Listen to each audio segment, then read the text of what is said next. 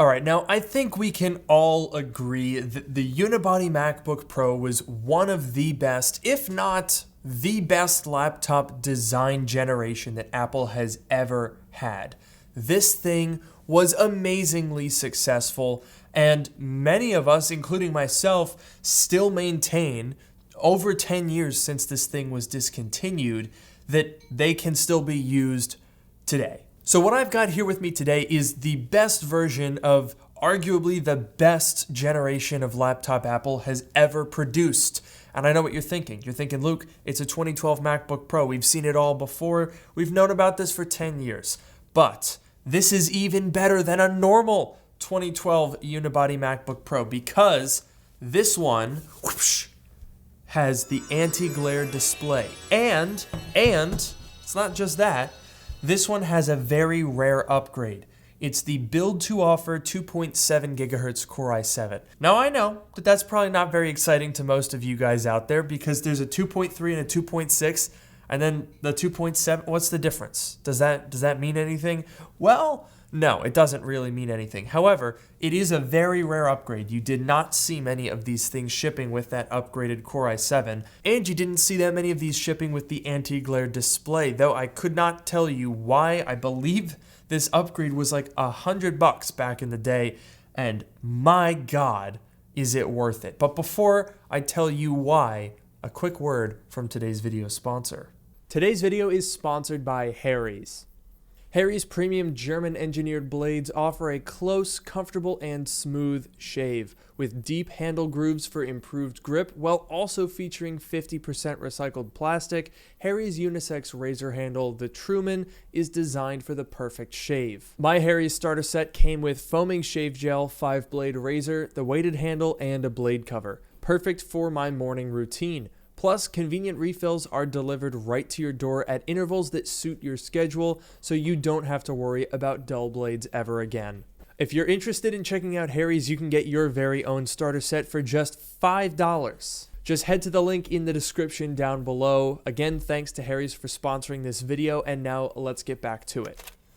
Okay, so what exactly makes this MacBook Pro so special? Obviously, we've talked about the 2012 Unibody MacBook Pro several times on this channel over the past, 6 years. Well, to be honest with you, the main reason is because the MacBooks after them were worse. Kind of. So a lot of the really die-hard Unibody MacBook fans will point out that the biggest, most important feature that you get on this generation and on nothing else is upgradability. You can upgrade the RAM yourself, you can upgrade the storage yourself, you can even get rid of the DVD drive and put in an additional hard drive. So this one, as spec'd from the factory, has a 512 gigabyte SSD. So it's kind of rare to find the original factory SSD in a computer from 10 years ago, but this one has it. Now you could also complement that with an additional hard drive in place of the optical drive. And that means that you could put an absolute boatload of storage inside of this thing. But it doesn't just stop there because this was the final generation of Unibody MacBook Pro. And as such, it got a lot of the more modern features that previous models didn't have. And by the way, that's a pretty long list of features. It's got USB 3, Bluetooth 4.0, 802.11ac Wi-Fi, it's got Thunderbolt, it's got SATA 6 GB per second speeds on both the hard drive and on the optical drive, which means that in a dual drive scenario, it's faster than the ones that came before it. It was also the first model that launched with metal-supported graphics, and that's an API that has become very important. So that also means that it can run newer operating systems. So this one can go up to Catalina, whereas other Unibodies stop a couple OSs before then. It's a massive list of features, really. I mean, it's no small wonder that this thing has been as popular as it has. But this one definitely has the most underappreciated feature of that whole list, and that is the anti-glare display. Now, to explain what makes this so interesting, we do have to go back in time a little bit. Now, when the Unibody MacBook Pro came out in 2008, it had the same screen resolution, 1440 by 900, as the previous generation MacBook Pro. And that MacBook Pro had more or less the same general resolution as the G4 PowerBook that came before that launched in 2003. And even that had about the same screen resolution as the Titanium PowerBook, which launched in 2001. So when the Unibody MacBook Pro came out, the screen resolution was about the same for the past 10 years. And so it's no wonder that people were starting to be like, you know, we sure would like higher resolution displays. This is a biggie. Something we call the Retina display. And that definitely compounded in 2010 when the Retina display launched on the iPhone 4. But it was another 2 years before we got a Retina MacBook Pro. However, in 2010, the same year as the Retina display, this quietly came out and sort of offered a halfway step, because the anti-glare display is a higher resolution display as well. It's not clear from the way that it was marketed. In earlier years, it was called the anti-glare high-res display, but by 2012, they just called it anti-glare.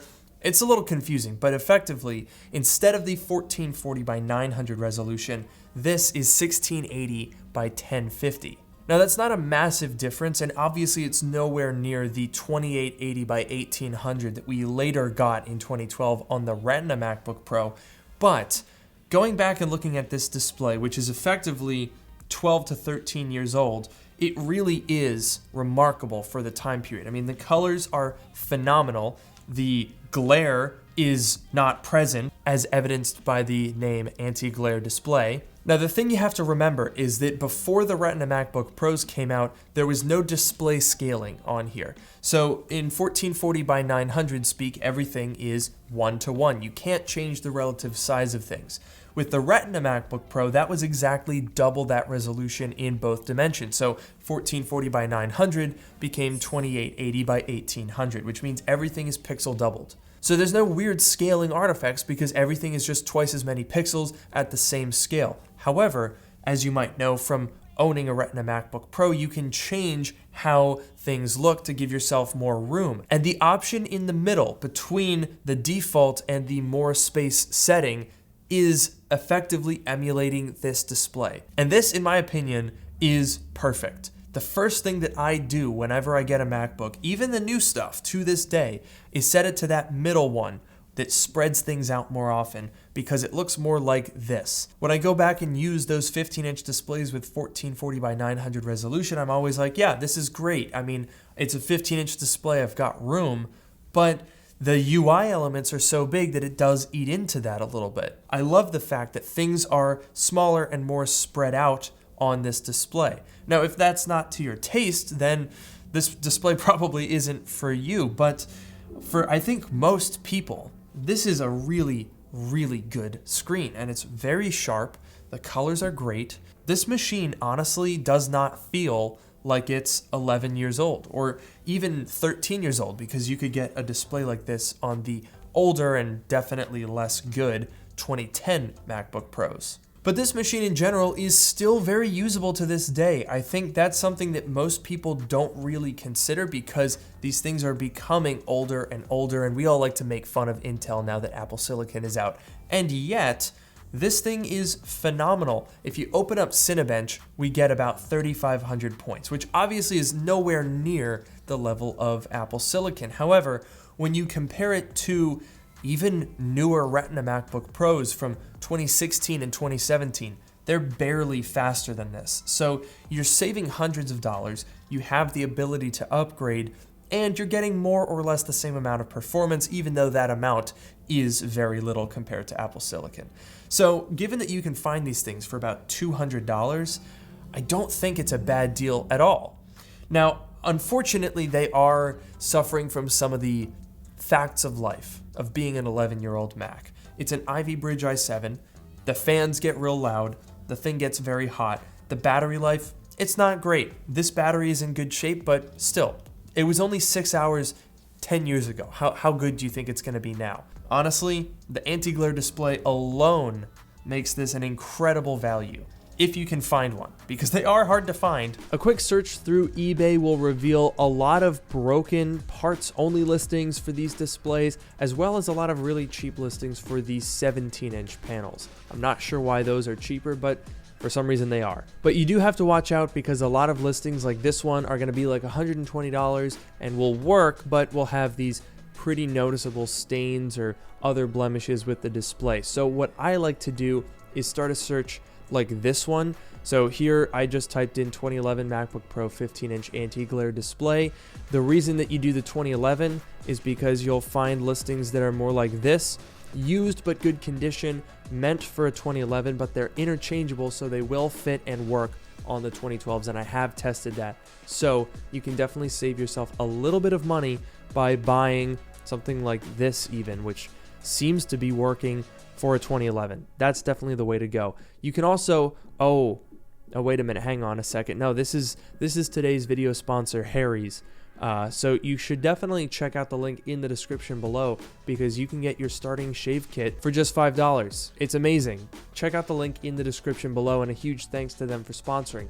But anyway, yeah, there's lots of options here. If you have one of these MacBook Pros, I cannot recommend enough making this upgrade. Absolutely do it. So keep your eyes peeled because if you see one, you're gonna want it. And you know what else you're probably gonna want? To subscribe to my YouTube channel. So hit the button down below. Don't forget to leave a like and comment, and I will see you guys in the next video.